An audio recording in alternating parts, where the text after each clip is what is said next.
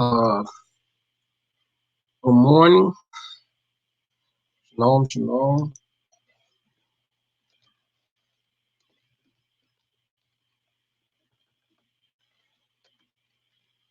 Uh,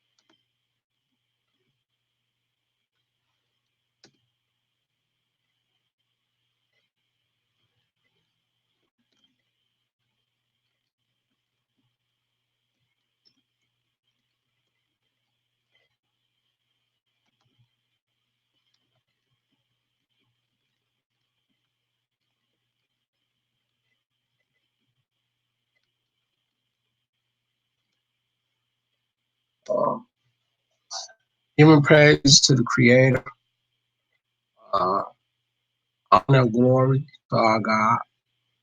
Um, the title of this video talks about the covenant about killing. We are to obey the laws of God, even in the conditions that we are in today. That if we were to apply the laws to everyday life, the Most High says in Leviticus 26, which I will read.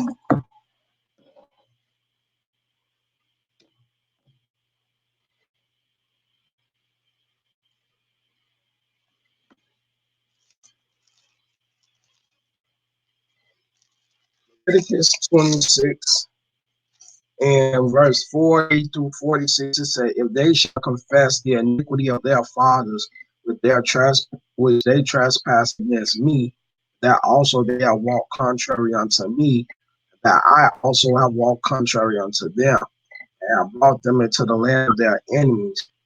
Then their uncircumcised heart be humble, and they then accept of the punishment of their iniquity. Then will I remember my covenant with Jacob, also my covenant with Isaac, and also my covenant with Abraham. I remember, and I will remember the land.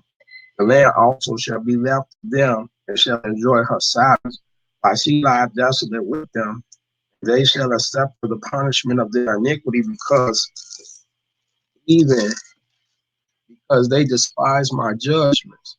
Because their souls abhor my statutes, and yet for all that, when they be in the land of their enemies, I will not cast them away, neither will I abhor them to destroy them utterly and to break my covenant with them. I am the Most High their God, but I will for their sakes remember the covenant of their ancestors, whom I brought forth out of the land of Egypt, out of the heathen, that I might be their God. I am the Most High. These are the statutes and judgments and laws which the Most High made between him and the children of Israel on Mount Sinai by the hands of Moses. So, what we are trying to understand today is that so-called quote unquote black people in America are the people that was taken out of their land and brought to the land of their enemies. So, in that state, we need to know who we are. Why was we put in these conditions to the point? What can we do to come out of this situation? Now, the whole purpose about this video, we're talking about one of the laws that the Most High told us. It says, "Thou shalt not kill." A lot of our people who, like me, being in the game, did things that was against the laws of God. that we don't come back into the understanding of who we are, that Leviticus 19 and 17 says, "Thou shalt not hate thy brother in thy heart, anywise rebuke thy neighbor, and not suffer sin upon him." Leviticus 19 and 18 tells us not to avenge or bear any grudge against thy neighbor. He is thy brother. Right? So, with that being said, us as the people, Yahshua, need to understand everything it is that we do right now.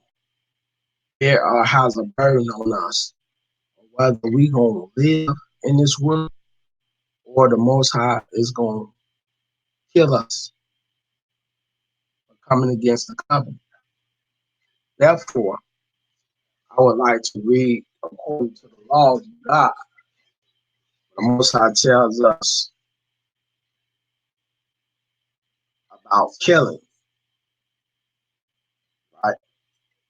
So I'm gonna start up in Exodus 20, and this is part of the Ten Commandments. We read up in Exodus 20 and verse 14. And we're going to go according to the precepts because the Most High tell you according to precept. We're going upon commandment upon commandment. And all these commandments coincide with what the Most High is telling us what it is that we are not to do. Exodus 20 and 13 says, "Thou shalt not kill." Right? A lot of our people today that we see, I'm going to just say back in the days when you probably was in the streets trying to make a name for yourself, you had to come up against the roughest dude. At the point of that you wanted a name, you had to go ahead and kill that dude in order to be like, hey, people, they feared you. You see what I'm saying? So a lot of our people was busy trying to make a name for themselves, just trying to go against the toughest cat that it was up in the neighborhood. How did they did? They had to kill him. The Most High told you not to kill. We don't read content, commandment upon commandment. When you look up in the word precept, there's the Hebrew word sah, which means commandment, ordinance, or oracle. Right now, we dealing with the commandment. Every commandment that coincides with the topic about killing. So Exodus 21 and 12 says, "He that smiteth a man so that he die shall be surely put to death." Genesis 9 and 6 says, "Whoso shed man blood, by man shall his blood be shed, for the image of God made he men." Leviticus 24 and 17 says, "And he that killeth any man shall surely be put to death." So understand what's going on right now. We got police killing black people. We got black people killing black people. We got white people killing black people. I mean, it's just all over the place. People just killing each other all over the place. Right. Let's go further on. It says, see, I already did this, right? I'm going to go ahead and do it anyway. Deuteronomy 19:11 says, "But if any man hate his neighbor and lie in wait for him, and rise up against him and smite him mortally that he die, and fleeth into these cities, then the elders of the city shall send and fetch him thence, and deliver him into the hands of the avenger of blood, that he may die. Thy eyes shall not pity him, but thou shalt put away the guilt of innocent blood from Israel, that it may go well with thee." Right? So, with this being said, this was only done in the land. And you have to understand, due to the fact that we are in captivity, we have no power. Therefore, you cannot put your hands on your own people. Right? Let's go to Numbers 35 from verse 16. We're going to read all the way up to a start as verse 16 to Numbers 35 and 34. And it reads, it says, and if he smite him with an instrument of iron so that he die, he is a murderer. The murderer shall surely be put to death. And if he smite him with throwing a stone, wherewith he may die, and he die, he is a murderer. The murderer shall surely be put to death. Or if he smite him with a hand weapon of wood, wherewith he may die, and he die, he is a murderer. The murderer shall surely be put to death. The revenger of blood himself shall slay the murderer. When he meeteth him, he shall slay him. But if he that thrust him or of hatred, or hurl at him by laying of weight, he die, that he die. Or in enmity smite him with his hand that he die. He that smote him shall surely be put to death, for he is a murderer. The revenger of blood shall slay the murderer when he meeteth him. But if he thrust him suddenly without enmity, or have cast upon him anything without laying weight, or with any stone wherewith the man may die, seeing him not, and cast it upon him that he died, and was not his enemy, neither saw his harm, then the congregation shall judge between the slayer and the revenger of blood according to these judgments. And the congregation shall deliver the slayer out of the hand of the revenger of blood, and the congregation shall restore him to the city of refuge, whether he was fled, and he shall abide in it until the death of the high priest, which was anointed with the holy oil. But if the slayer shall at any time come without the border of the city of his refuge, whether he was fled, and the revenger of blood find him without the borders of the city of his refuge, and the revenger of blood kill the slayer, he shall not be guilty of blood, because he should have remained in the city of his refuge until the death of the high priest. But after the death of the high priest, the slayer shall return into the land of his possession. So these things shall be for a statute of judgment unto you throughout your generations and all your dwellings. Whoso killeth any person, the murderer shall be put to death by the mouth of witnesses, but one witness shall not testify against any person to cause him to die. Moreover, you shall take no satisfaction for the life of a murderer, which is guilty of death, but he shall surely be put to death. And ye shall take no satisfaction for him that is fled to the city of his refuge, that he come again to dwell in the land until the death of the priest. So ye shall not pollute the land wherein ye are for blood. It defiles the land, and the land cannot be cleansed of the blood that is shed therein, but by the blood of him that shed it. Defile not therefore the land which ye shall inhabit, wherein I dwell, for I, the Most High, dwell among the children of Israel. So we understand, according to the words of the Creator, that any man that kill, he is considered a murderer, and that he shall surely be put to death. The Most High tells you right here in Genesis 9:6, whoso sheddeth man's blood by men, shall his blood be shed, for the image of God made he man. That's what we talk about karma.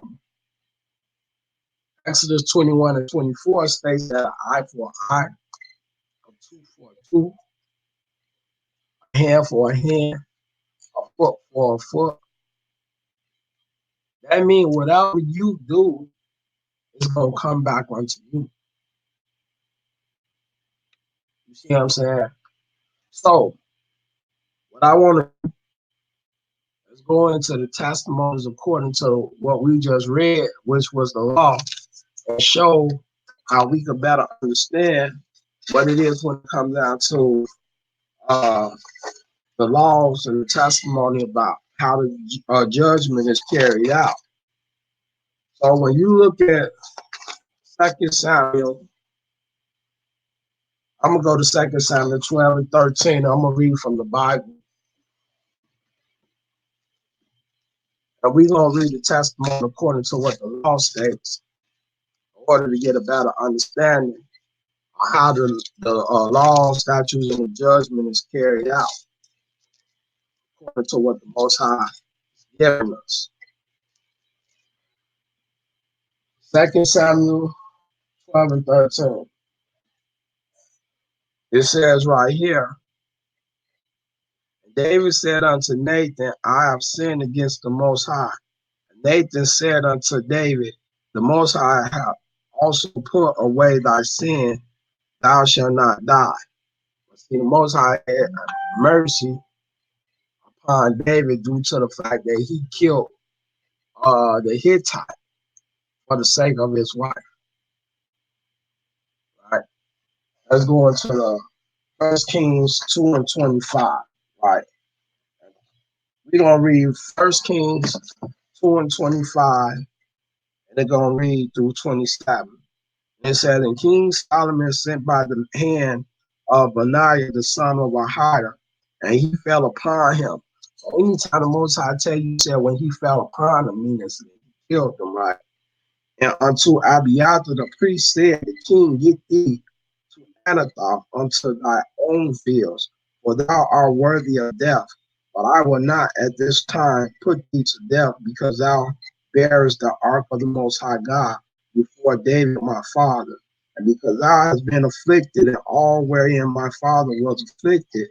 Solomon thrust out Abiathar from being priest unto the Most High, that he might fulfill the words of the Most High which he spake concerning the house of Eli and Shiloh.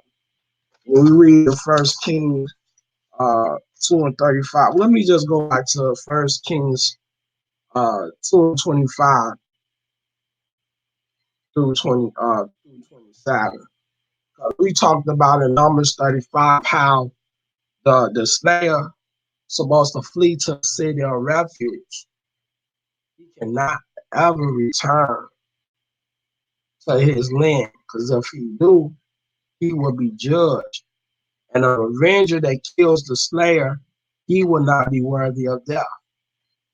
This is why the Most High tells you, if a slayer kills a man, he was supposed to flee to one of the 6 cities of refuge. And he's not to return and say, unless the priest die. If he do come back, he is placed under judgment according to the law. And it tells you one witness cannot convict a person of breaking the law. So when we go into the book of Deuteronomy, we were going to talk about the witnesses. When you look in the book of Deuteronomy, he tell you about 2 or 3 witnesses can only judge a person, right? Let's go into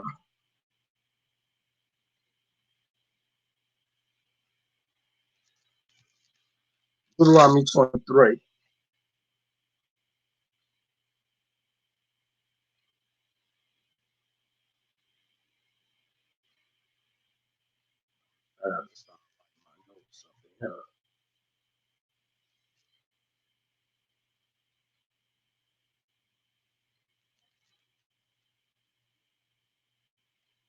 Here we go. Deuteronomy 19, right? And we're going to start at verse 15. It said, one witness shall not rise up against a man for any iniquity, or for my sin, for any sin, And any sin that he sinneth at the mouth of two witnesses or at the mouth of three witnesses shall the matter be established. If a false witness rise up against any man to testify against him that which is wrong, then both the men between whom the controversy is shall stand before the Most High, before the priest and the judge, which shall be in those days. And the judge shall make diligent inquisition, and behold, if the witnesses be a false witness, and have testified falsely against his brother, then shall ye do unto him as he had thought to have done unto his brother. So shalt thou put the evil away from among you, and those which remain shall hear and fear, and shall henceforth commit no more any such evil among you. And thy eye shall not pity, but life shall go forth life, eye for eye, tooth for tooth, hand for hand, foot for foot. So what you do to one person, it can come back to you. And this is according to the law, as we see it. You are not going to think that you're able to kill and be able to still live amongst your people and don't think nothing is going to happen to you. So this is my first video off StreamYard going into my YouTube channel. And this is going according to the laws of the Creator for us to get a better understanding how we're supposed to live in this world in today's time. You either going to obey the law or you are going to break the law. That is your choice. Most High tells you in Deuteronomy 30, and we start at verse 19. Most High says right here, I call heaven and earth to record this day against you, that I have set before you life and death, blessing and cursing.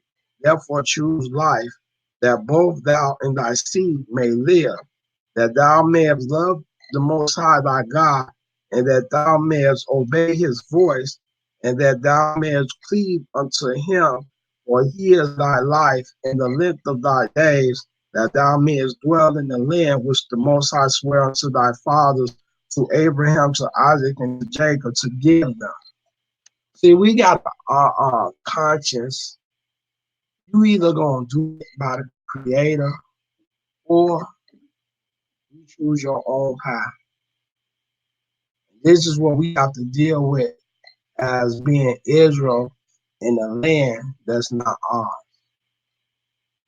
You have that decision to make, whether you want to do right by God or are you going to follow the laws of men. That is your choice. So I would like to end this video, and I'm gonna go into Proverbs 27 and 2,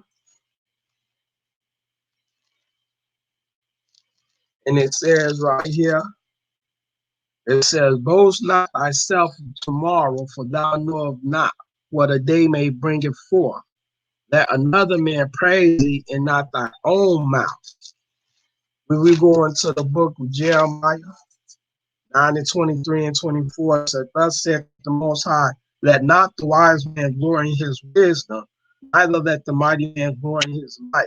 Let not the rich man glory in his riches, but let him that glory in this, that he understand and know of me, that I am the Most High, which exercise loving kindness, judgment, and righteousness in the earth. For in these things I delight, saith the Most High. Jeremiah 13 and 16 says, give glory to the Most High your God, before he cause darkness, and before your feet stumble upon the dark mountains. And while ye look for light, he turn it into the shadows of death, and make it gross darkness.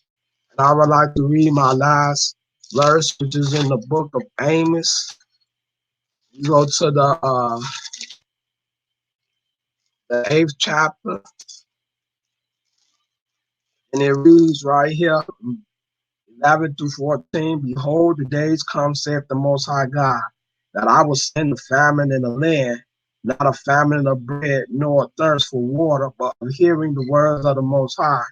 And they shall wander from sea to sea, and from the north even to the east. They shall run to and fro to seek the words of the Most High, and shall not find it. In that day shall the fair virgin and young men faint for thirst. They that swear by the sins of and say, Thy God, O Dan, liveth, and the manner of Beersheba liveth, even they shall fall and never rise up again. We have decisions to make on how we should live. Nobody cannot dictate to you what you should and should not do.